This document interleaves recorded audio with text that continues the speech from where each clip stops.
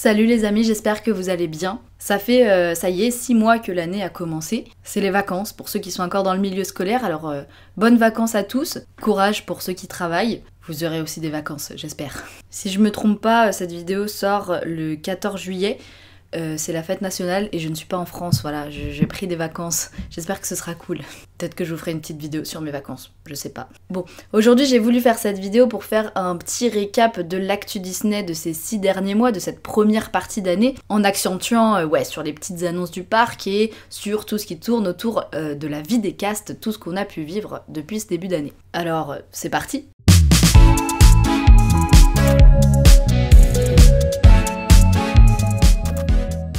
Commençons le 8 janvier 2024, début de la Symphonie des couleurs Disney, la nouvelle saison de cette année, avec le lancement de la Disney Electrical Sky Parade, une parade nocturne de drones, en hommage à la Main Street Electrical Parade, qui avait lieu de 1992 à 2003. Ce show nocturne, c'est 500 drones qui illuminent le ciel. C'est déjà des milliers de visiteurs. Je pense que ce spectacle plaît en grande majorité. Je l'ai pas vu assez, je trouve. Moi, je suis fan des spectacles avec des drones, donc je suis pas très objective. Mais perso, j'adore. J'espère que vous avez déjà eu l'occasion d'aller le voir. Et si c'est pas le cas, bah c'est pas trop tard. Hein. Il est encore joué juste avant Illumination. 12 janvier 2024. Du côté cast, c'est le début de la planification des horaires sur 4 semaines, c'est-à-dire qu'on a notre visibilité d'horaire maintenant qui s'étend jusqu'à 4 semaines. Avant, on avait nos horaires 3 semaines à l'avance, maintenant c'est 4. 3 semaines fixes et 1 semaine prévisionnelle pour pouvoir changer s'il y a besoin, si on a un impératif. Tout ça, on peut encore changer. Le 25 janvier, forcément, qui marquait la réouverture du Disneyland Hotel, avec le press event qui a eu lieu début février.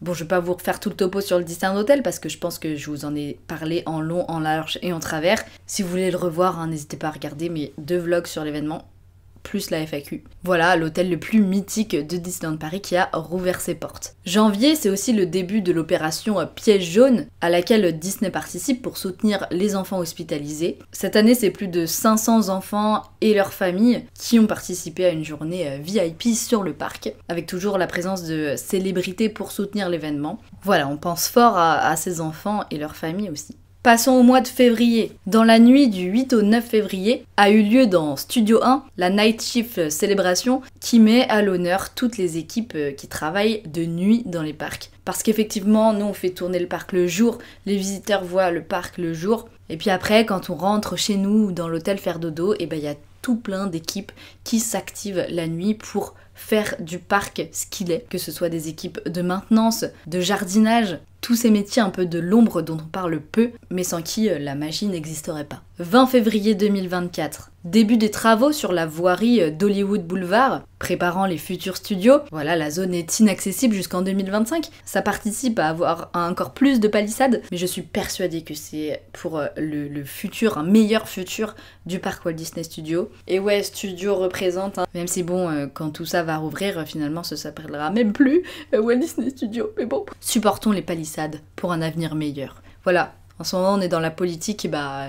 ce serait mon slogan de campagne, votez pour moi. Du 25 février au 2 mars a eu lieu pour la 3e fois la Global Recognition Week, une semaine dédiée à la reconnaissance des cast members, avec notamment la journée internationale du compliment, une préparade pour les cast members récompensés, où ces castes défilaient dans la préparade, des remises de prix pour certains projets d'équipe, et pour les castes qui ont eu le plus de compliments de visiteurs en 2023. Voilà, pas mal de petits trucs. C'est toujours sympa quand tu fais un métier de te sentir valorisé dedans, c'est normal. Surtout quand les visiteurs apprécient ton travail aussi. Du 3 au 9 mars, je sais pas si vous vous souvenez, là on fait un petit moment nostalgie, il y avait un test où Dreams était joué 2 fois par jour pour permettre à un maximum de visiteurs de le voir. Mais la première fois de la journée, quand c'était joué, il n'y avait pas de pyrotechnie, de feu d'artifice pour permettre à Fantasyland derrière de rester ouvert. Je sais pas du tout ce que ça a donné ce test, j'avais pas eu l'occasion d'aller voir le spectacle comme ça, sans feu d'artifice, rien. Je pense que ça devait faire un petit peu bizarre. Mais en même temps, si ça peut permettre à plus de monde d'entendre les musiques, de voir les projections sur le château, pourquoi pas? Au final, ça pénalise rien, ça rajoute quelque chose en plus, puisque le spectacle est joué dans son intégralité quand même après. Je sais pas ce que ça a donné. Si vous l'avez vu, je veux bien votre avis. 6 mars 2024, ouverture d'un nouveau point de restauration, l'Overland Trail Café, situé juste en face de BTM, où on peut notamment trouver des churros.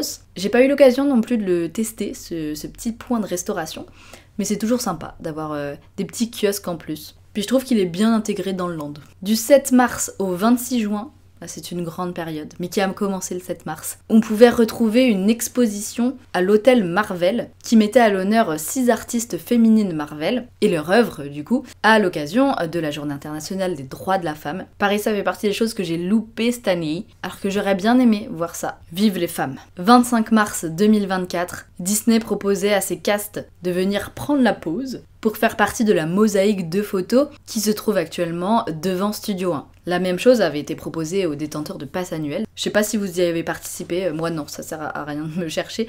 Mais pareil, j'étais pas là encore, j'étais occupée, vraiment cette année, j'étais trop occupée en fait, je crois. Mais c'est sympa de chercher sur cette grande mosaïque de photos, sa photo. Le 25 mars également, c'était le lancement de la campagne de recrutement d'alternance pour la rentrée 2024. Est-ce que vous avez eu votre alternance ? Telle est la question. 28 mars 2024, lancement des zones réservées bien placées pour regarder la Disney Stars on Parade et Dreams à l'époque, qui est redevenu Illumination, lancé au prix de 19 € par personne et par spectacle. Et franchement, ça a l'air de super bien marcher, cette histoire de zone. En même temps, ça évite de se placer des heures à l'avance pour bien voir un spectacle. Bon, je le ferai peut-être pas pour la parade, mais pour le spectacle nocturne, pourquoi pas. Quand tu viens une fois, quoi, tu profites un max. 5 avril 2024, c'est l'attraction Star Tours qui agrandit ses scénarios avec l'arrivée des séries Disney+, Ahsoka, je sais pas comment ça se prononce, désolé, Andor ou encore The Mandalorian. Les fans de Star Wars, ils doivent être trop content avec Star Tours. Vraiment, si t'es fan de Star Wars, mais ça doit être immersif, un truc de fou, genre. Moi déjà, j'aime bien quand même cette attraction alors que j'aime pas Star Wars. Mais alors si j'étais fan Star Wars, waouh, ça doit être incroyable quand même. Du 5 au 30 avril, à l'occasion du Mois de la Terre, National Geographic et Disney mettent à l'honneur la planète avec des projections sur le château, juste avant le spectacle nocturne. J'en parle pas assez ici, mais vraiment l'environnement, moi c'est quelque chose qui me tient fortement à cœur. Enfin, de toute façon, je ne vois pas comment on peut survivre, nous, nos futurs enfants, petits-enfants, si on continue comme ça à ne pas prendre soin de notre planète. Donc je trouve que c'est hyper important. Et si ça peut avoir ne serait-ce qu'un minimum d'impact face aux milliers de visiteurs qui viennent par jour, je trouve ça cool. 12 avril 2024, l'anniversaire de Disneyland Paris, bien évidemment, où les castes ont eu le droit à différents événements, conférences de presse, concerts, soirée d'adieu à Studio 1. Je vous ai partagé cette journée comme je l'ai vécue dans une vidéo, donc je vais pas revenir dessus. J'ai bien détaillé dans ces vidéos toutes les annonces qu'il y a eu ce jour-là. Encore une fois, n'hésitez pas à aller la revoir si vous ne l'avez pas vue. 22 avril, l'annonce du retour des saisons de fin d'année avec le Festival Halloween Disney qui aura lieu du 1er octobre au 3 novembre, suivi du Noël Enchanté Disney du 9 novembre jusqu'au 6 janvier 2025. Ça y est, on rentre dans la deuxième partie de l'année, là, l'été va se faire et après ça y est, Halloween, Noël, c'est reparti. D'ailleurs, je sais pas si vous avez vu la promotion là que fait Disney pour Noël, avec le Père Noël qui est en vacances actuellement à Disneyland Paris. C'est très sympa comme communication, je trouve. 25 avril 2024, la fermeture de Studio 1, ça y est, adieu Studio 1. Il rouvrira au printemps 2025, après une transformation historique. Donc ce ne sera plus Studio 1, ce sera un tout nouvel endroit. Et j'ai hâte de voir le résultat. Parce qu'il nous manque quand même. 29 avril 2024, Disneyland Paris a célébré le World Wish Day en l'honneur des enfants gravement malades pour célébrer le pouvoir des vœux de ces enfants. Depuis 1992, c'est plus de 20 000 vœux qui ont été réalisés à Disney avec l'association Make-A-Wish. Donc oui, quand ces enfants sont présents, ils passent avant tout le monde. C'est vraiment leur journée, leur vœu qui est exaucé. C'est les stars du jour à Disney et on met tout en œuvre pour que leur journée se passe le mieux possible. 3 mai 2024. On apprend que l'attraction Le Pays des Contes de Fées accueillera une nouvelle scène inspirée de Là-haut, donc le film Pixar, en plus des 2 nouvelles scènes annoncées, La Reine des Neiges et Winnie l'ourson. Attraction qui devrait rouvrir dès cet été. Ça fait une grande polémique quand ils ont annoncé ça. On s'est dit mais pourquoi un Pixar au pays des contes de fées? Après c'est sûr qu'il y avait besoin de renouveau parce qu'il y avait beaucoup de scènes de cette attraction qui étaient des Disney très peu connus et qui parlaient pas forcément aux plus jeunes. Bon, je pense que tout le monde a son avis sur la question. Perso, j'attends de voir ce que ça donne. Tant que c'est beau, ça me plaira. Puis ça va réattirer du monde, parce qu'elle est toute seule, enfin pas toute seule, mais elle est isolée avec Kazé Junior, là, au fond de Fantasyland. Peut-être que ça va rattirer un petit peu de monde là-bas. Le 4 mai, c'est une tradition maintenant, la journée Star Wars, la journée de la Force, à Discoveryland, avec la présence de personnages, et cette année une formation Jedi pour les plus jeunes Padawan. J'ai pas pu y aller cette année, je crois que j'avais cours le 4 mai, ou je ne sais plus, mais en tout cas, je ne pouvais pas aller sur le parc. Ça fait toujours du bien, en fait, de voir ces journées thématisées avec un film, une production Disney. Avant, c'était carrément la saison de la Force. Je sais pas si vous vous souvenez, au studio, là, c'était des trucs Star Wars, une saison entière. Maintenant, c'est une journée. C'est mieux que rien. Du 18 au 21 mai, c'était les premières représentations cast du nouveau spectacle Alice et la Reine de Cœur, Retour au Pays des Merveilles, avant le lancement officiel du spectacle le 25 mai 2024. Les passes annuelles aussi avaient droit à leur représentation en avant-première. C'est toujours bien ces avant-premières pour recruter l'avis de tout le monde, pouvoir faire des ajustements de dernière minute avant la sortie au grand public. Je sais pas à quel point il marche, à quel point il plaît, vraiment je sais pas. Moi je l'aime bien, je l'ai revu une fois depuis ces représentations en avant-première. C'est pas mon spectacle préféré mais je l'aime bien. 21 mai 2024, l'événement Yoga by Disney. En fait, c'est une séance d'1 heure de yoga au petit matin sur le parc Disneyland, animé par un maître yogi, donc devant le château de la Belle au Bois dormant, et c'est un événement réservé aux cast members. Ça, c'est mon objectif l'année prochaine, c'est de le faire cet événement. J'ai encore jamais pu le faire, je veux le faire. 24 mai, autre événement ouvert à tous les cast members, encore un truc de sport, c'était la Fun Run 2024 sur le thème de la symphonique des couleurs Disney. Le principe est simple, c'est une course à travers les 2 parcs de 5 km. T'as même le droit de marcher et tout, tu peux le faire tout seul, en équipe. L'important c'est de participer. Ça aussi je veux le faire l'année prochaine. 31 mai 2024, là aussi une date de débat, puisque c'est la date qui signe la fin de Dreams et le retour d'Illumination. Apparemment dans une version raccourcie, j'ai pas encore eu l'occasion de le voir depuis son retour, pourtant c'est un spectacle que j'aime beaucoup, comme vous le savez, même si c'est sujet à grand débat. On attend peut-être dans le futur un nouveau spectacle nocturne. Le mois de mai, ça a également été la mise en place de la clé digitale pour les résidents des hôtels Disney, donc ça a commencé avec le Disneyland Hotel et l'hôtel New York, qui permet en fait de passer moins de temps à la réception. Tout est fait sur l'application de Disneyland Paris, avec notamment un check-in mobile qui permet aux visiteurs d'aller profiter des parcs sans forcément passer par la réception. Je trouve ça pas plus mal de digitaliser tout ça parce que ça permet à certains de perdre beaucoup moins de temps et de profiter un maximum de leur séjour. J'ai pas de retour de gens qui ont testé. Si vous avez testé ça dans votre séjour, n'hésitez pas à me faire des retours. C'est toujours enrichissant d'avoir l'expérience de gens qui ont utilisé les choses. 9 juin 2024. Comment oublier cette date? L'anniversaire de Donald, c'est 90 ans. Commence à avoir de l'âge notre Donald, hein. Cette journée qui a été marquée par l'anniversaire surprise de Donald à Vidéopolis, des trucs à manger, des photos. Il y avait des gens, franchement, que j'ai vus, ils étaient trop bien habillés ce jour-là. Vraiment, c'était incroyable.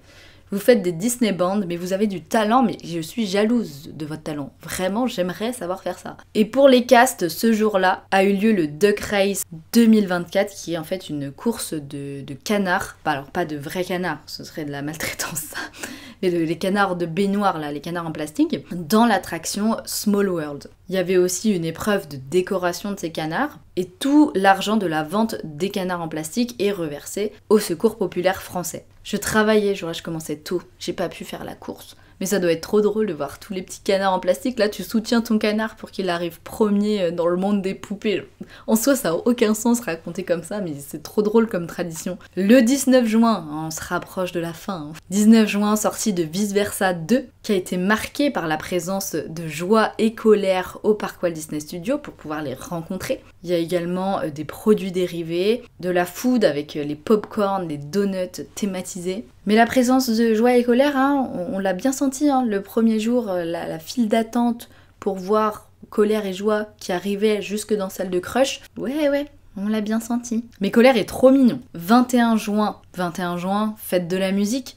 Et qui dit fête de la musique et dit la sortie d'une nouvelle chanson nommée Nos histoires prennent vie, chanson qui est destinée au partage de vos meilleurs souvenirs à Disney sur les réseaux sociaux, puisque la chanson en fait raconte une journée à Disney. J'ai sorti un réel dessus, un TikTok, enfin c'est le même que j'ai mis sur Insta et sur TikTok, mais n'hésitez pas vous à faire vos meilleurs montages. J'aime trop regarder. 26 juin 2024, annonce de la fermeture du Sports Bar, le bar mythique, avec le Billy bien sûr, du Disney Village, donc qui fermera bientôt pour sa transformation et réouvrira en 2025. Son nouveau nom sera Sports Bar & Lounge. On a eu le droit à des nouveaux concept art. En fait, l'espace du restaurant d'à côté va être récupéré, donc on va avoir plus de 460 places assises, du nouveau mobilier et même une zone qu'on pourra privatiser pour des événements. Mais on le sait, hein, le Disney Village se transforme, donc ce bar aussi, et j'ai hâte de voir ce que ça va donner. En tout cas, les concept art sont très beaux. 28 juin 2024 a lieu une masterclass des équipes Marvel pour apprendre à dessiner les super-héros Marvel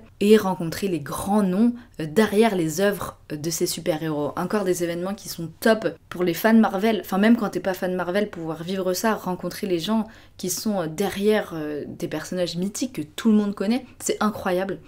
Donc donner l'opportunité à des fans Marvel de pouvoir vivre ces choses-là, c'est encore plus fou, je trouve.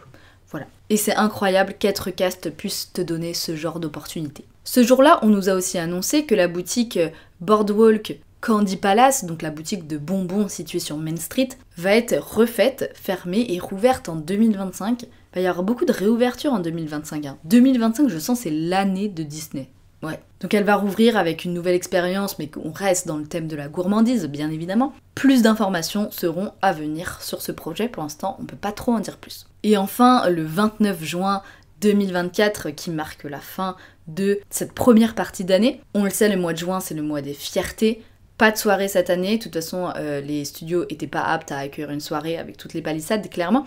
Mais on a quand même eu une pré-parade arc-en-ciel dans laquelle des cast members volontaires ont pu participer, parade qui était très différente de celle des autres années. Cette année, j'ai participé. J'ai participé parce que moi, ça me semble essentiel de montrer, que ce soit au cast, au futur cast, aux visiteurs, que Disney accepte tout le monde tel qu'il est, quelle que soit son orientation sexuelle, son genre. Peu importe tout ça, et plus généralement, au-delà de la communauté LGBT, on accepte tout le monde, quelles que soient ses origines, sa couleur de peau. On est une grande famille, visiteurs, cast, et chacun est libre d'être comme il est, chacun est accepté tel qu'il est. Et c'était hyper symbolique pour moi de pouvoir montrer mon engagement là-dedans, et la volonté de faire vivre l'inclusion dans nos parcs. Voilà.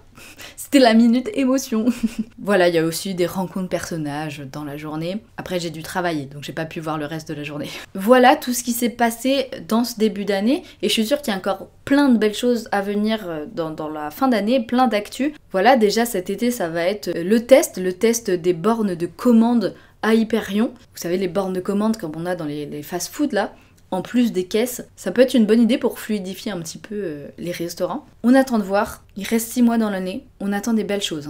Mais je suis sûre qu'il va y en avoir. C'est la fin de cette vidéo, j'espère que ça vous a plu de revenir sur ces quelques événements de début d'année. Si c'est le cas, n'hésitez pas à laisser un petit pouce, un petit commentaire, à vous abonner, à activer la cloche. N'hésitez pas à me dire quel événement vous a le plus marqué, quelle annonce vous a le plus plu. En attendant, je vous fais des gros bisous, cœur sur vous, et surtout n'oubliez pas, ne laissez jamais personne vous faire croire que vos rêves sont trop grands, et on se retrouve bientôt pour une nouvelle vidéo.